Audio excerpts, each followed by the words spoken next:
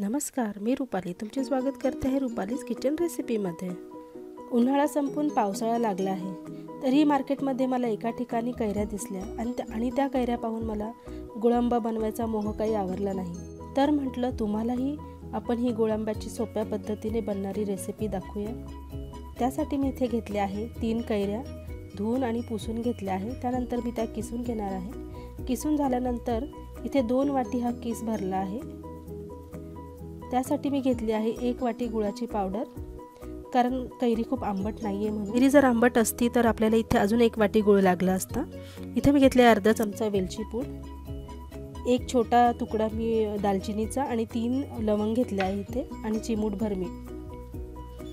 सर्वप्रथम मी इथे पॅन गरम करून घेतला आहे, त्यावर मी आता किसलेली कैरी घालते आहे। त्यानंतर याच्यात टाकते आहे गूळ,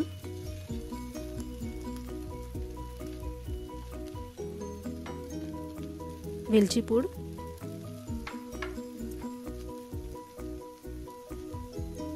दालचिनी आणि लवंग आणि चिमूटभर मीठ। आता हे सर्व साहित्य मी एकत्र करून घेणार आहे जोपर्यंत गूळ वितळणार नाही।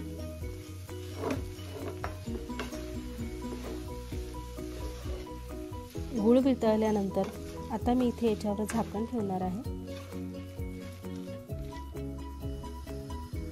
आणि 5 मिनिटं एक वाफ काढून घेणार आहे। 5 मिनिटानंतर आपला इथे चटपटीत असा गुळांबा तयार झाला आहे।